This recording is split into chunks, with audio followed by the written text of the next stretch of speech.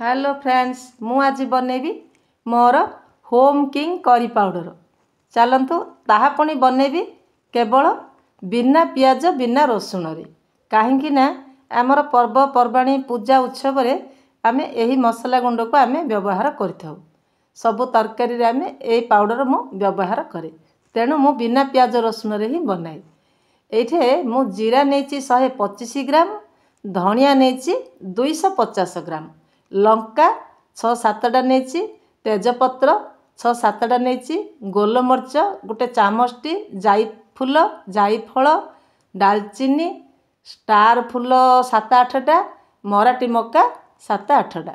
एटा आमे मराठी मक्का कहू, आम अंचल रे एटाको मराठी मक्का कहू। एतिकी मोर जिनस रे मो आउ पड़िबो एथिरे लवंग 5-6टा पड़िबो। मोर लवंग भाजिला बेले मु पकेई देबी। एतिकी रे मोर मसला पाउडर तैयारी करी। चलतु एबे फटाफट आरंभ करिया।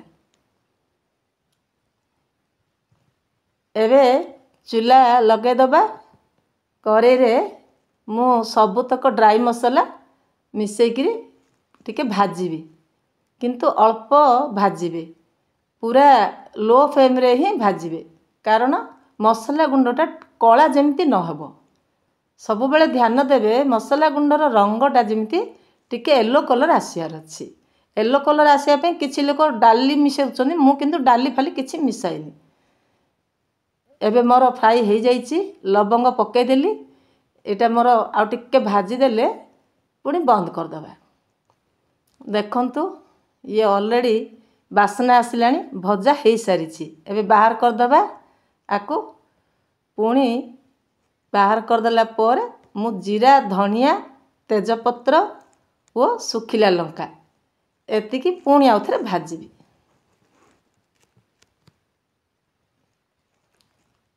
एबे पड़ीगला सबू जिनस। आकु भी लो फ्लेम रे धीरे धीरे अल्प समय ही भाजीबे, कारण ये भी कला हो जीवो काले, सेति पई मु अल्प समय भाजिया को देबी। बेसी समय केबे भी भाजीबेनी, मने रखंतु 2 मिनिट केबे भाजीबेनी, 1 मिनिट ही भाजीबे। हे जाइछि एबे हमर सबू भजा भजी सरीछि। देखंतु केते सुंदर भजा हे गला। एबे आकु आमे ठंडा करिया को देबी। मु ठंडा हे सरले ताकु मु ग्राइंडिंग करी। एबे ठंडा हे जाइछि। एबे आकु आमे एकाठी करिकरी ताकु ग्राइंडिंग करी।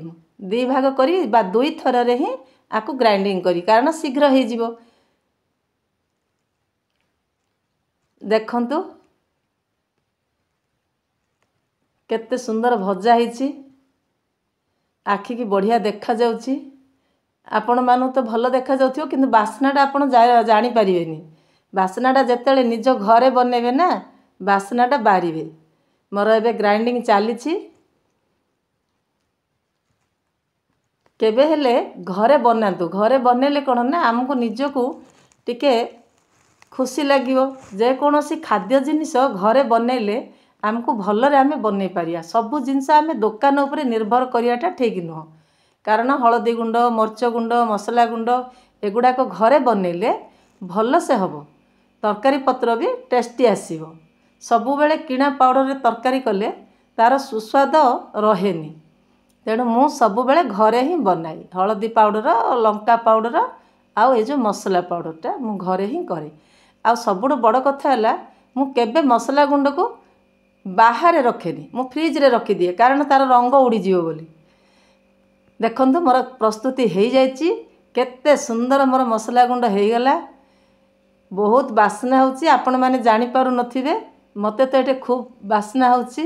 घरे आ रही होनी, चारियाडे बासना होछि। ग्राइंडिंग कलाठु एबे भी बासना होछि। देखंतु एते सुंदर मसला गुंड मोर तैयारी हे गला। किणा पाउडर कोन एमिति देखा जाउछि, तारे विभिन्न प्रकार जिंस से माने मिसै दोछन्ती। तेणु हमको सेटा भलो लागेनी। बेले बेले तो किणा पाउडर आनले तरकारी गुडा को पिता पिता लागे। एटा बहुत बढ़िया टेस्टी लागिवो। आपण सबु पर्वपर्वाणी पूजा उत्सव जे कोनोसी पर्वपर्वाणी रे भी ए पाउडर को आपण व्यवहार करि परिबे। तेणु घरे रखंतु, घरे बनांतु, अल्प अल्प बनांतु। अल्प अल्प बनैकरी घरे ବ୍ୟବହାର କରନ୍ତୁ। ବାହାର ଜିନିଷ କରିବାଟା ଭଲ ଯେତିକି ଖରାପ ବି ସେତିକି ଶରୀର ପାଇଁ। ତେଣୁ ନିଜେ ପ୍ରଡ଼କ୍ଟ କିଣି ଆଣିବା, ନିଜେ ଘରେ ଆମେ ସବୁ ଜିନିଷ ଜାଣିଲେ ଦେଖିଲେ ବନେଇବା। ଦେଖନ୍ତୁ ହେଇଯାଇଛି ମୋର।